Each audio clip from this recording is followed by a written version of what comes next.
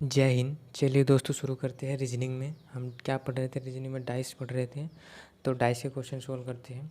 तो जैसे आपको रो नंबर 1 दिखाया है कि एक सतह का 4 निकटवर्ती और एक विपरीत सतह होता है। रो नंबर हम रूल आपको 7 रूल बताएंगे, और 7 में से आपको जो रो नंबर फर्स्ट लिखा है ये इम्पोर्टेंट है, मतलब 7 इम्पोर्टेंट है, तो रूल को आपको फोकस करना है। तो आपको नियम फिर से पढ़ लेना है एक बार। एक सतह का 4 निकटवर्ती और एक विपरीत सतह होता है, तो ये रूल नंबर 1 है। अब उसमें क्वेश्चन भी दिया गया है। ये डाइस 3 डाइस दिए गए हैं, और तीनों में बताया गया है कि पासे में अंक 3 के विपरीत फलक कौन सा होगा। उसने पूछा मुझसे किससे? 3 के विपरीत पूछा है। अब देखो, तीनों डाइस में एक चीज़ कॉमन होना चाहिए जो तीनों में हो। जैसे इस डाइस में देखो 1 है, तो इस डाइस में भी 1 कॉमन है। इस डाइस में 1 है तो इसमें है नहीं, तो मतलब ये नहीं चलेगा। इसमें 2 है, देखो इसमें 2 नहीं, तो इसमें 2, ये भी नहीं चलेगा। मतलब तीनों बॉक्स में एक चीज़ होना चाहिए, तभी हम इस क्वेश्चन को सोल्व करेंगे। ये रो नंबर फर्स्ट से।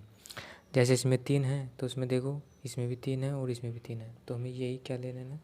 3 ले लेना है। तो 3 के विपरीत पूछा है, चलिए इसमें कितना? 1 2, तो क्या आ जाएगा? 1 2 हो गया। अब 3 इसमें है, तो कितना? 5 1 1 तो हो गया हमारा 5। और इसमें कितना है? 3 के विपरीत 2 4 दिया है, कितना है? 2 भी हो गया, 4 नहीं हुआ, तो बचा क्या हमारा? 1 2 3 4 5, 5 हो गया, बचा क्या हमारा? 6। तो आंसर नंबर क्या हो जाएगा? 6। ये नियम नंबर 1। तो चलिए अब नियम नंबर 2 दिखाते हैं आपको। तो ये देखो दोस्तों, ये रोल नंबर 2 है, और रोल नंबर 2 में क्या बताया गया है कि किसी दो डाइस में कोई दो पासे हैं, यदि 2 अंक कॉमन रहे, उसमें 2 अंक क्या रहे? कॉमन रहे, तो तीसरा अंक जो होगा तीसरे अंक के विपरीत होता है। कैसे? आप देखो, इसमें कोई 2 अंक कॉमन रहेगा, जैसे 4 6 में, 4 6 में, तो इसमें नहीं है 4 6, मतलब देखो इसमें 2 6 हैं, तो इसमें भी 2 6 हैं, तो क्या होगा? दोनों कॉमन हो गए। पूछा गया 4 के विपरीत क्या होगा, तो 4 सीधा तीसरे अंक क्या होगा? विपरीत होगा। 4 के विपरीत क्या होगा? 5। तो ये आपका आंसर रूल नंबर 2।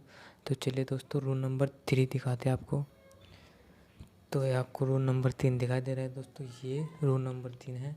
इसमें क्या दिया है देखिए, जब किसी दो डाइस फिगर में कॉमन अंक समान सतह पर रहे, कौन सी सतह पर? समान सतह पर कॉमन अंक रहे, तो बाद बाकी अंक एक दूसरे का विपरीत होता है। जो अंक बच गए हैं वही एक दूसरे के विपरीत होते हैं। मेन पॉइंट क्या होगा इसमें देखो, कि जब किसी दो डाइस फिगर में, कोई दो डाइस फिगर है, उसमें कॉमन अंक समान सतह पर हो, यानी इस पे भी यही 3 हो तो उस पे भी यही 3 हो, समान सतह पर कॉमन होना चाहिए, और जो बाद के अंक बचे वे बाकी अंक एक दूसरे क्या हो गए? विपरीत हो गए। तो देखो समान सतह पर, जैसे एक ही तो सतह पर है, ये भी इस समान सतह पर ही है, तो एक एक दोनों समान सतह पर है, तो जो बाकी अंक बचे वो क्या हो गए? एक दूसरे के विपरीत हो गए। जैसे 3 का विपरीत क्या होगा? 3 का विपरीत 2 होगा, और आपका 5 का विपरीत कितना होगा? 5 का विपरीत 4 होगा। तो क्वेश्चन में पूछा है कि 3 के विपरीत, क्वेश्चन में पूछा है कि 3 के विपरीत क्या होगा। तो 3 के विपरीत बताइए आप खुद भी बता सकते 3 के विपरीत क्या होगा। तो 3 के विपरीत क्या होगा? 3 के विपरीत 2 होगा। ये रूल नंबर 3। ऐसे ही नियम हमारे 7 है। जैसे हम आपको सातों के 7 नियम बता देंगे, तो उसके बाद क्वेश्चन सोल्व करेंगे, और क्वेश्चन बहुत ही आसान तरीके से सोल्व होंगे। तो चलिए दोस्तों, रोल नंबर 4 देखते हैं। तो चलिए दोस्तों, आपको रोल नंबर 4 दिखाई दे रहा होगा। तो चलिए देखते हैं रोल नंबर 4 क्या है। जब दो डाइस फिगर में कॉमन अंक अलग अलग सतह पर हो, तो रूल नंबर क्या था? 3 जो रूल नंबर था, जब किसी दो डाइस फिगर में कॉमन अंक समान सतह पर रहे, उसमें समान सतह पे था। और इसमें क्या कर दिया कि जब दो डाइस फिगर में कॉमन अंक अलग अलग सतह पर हो, तो उसमें अलग अलग सतह पर हो, तो कॉमन अंक से शुरू करके, कौन से अंक से? कॉमन अंक से शुरू करके क्लॉकवाइज लिखा जाता है। जैसे घड़ी की दिशा में चलते हैं क्लॉकवाइज, घड़ी की जो सुई चलती है वो क्लॉकवाइज चलती है, तो क्लॉकवाइज कैसे? ऐसी दिशा में, मतलब ऐसे लिखा जाएगा ये। तो चलिए दोस्तों, क्या देखते हैं, उससे पूछा है कि 5 के विपरीत फलक कौन सा अंक होगा।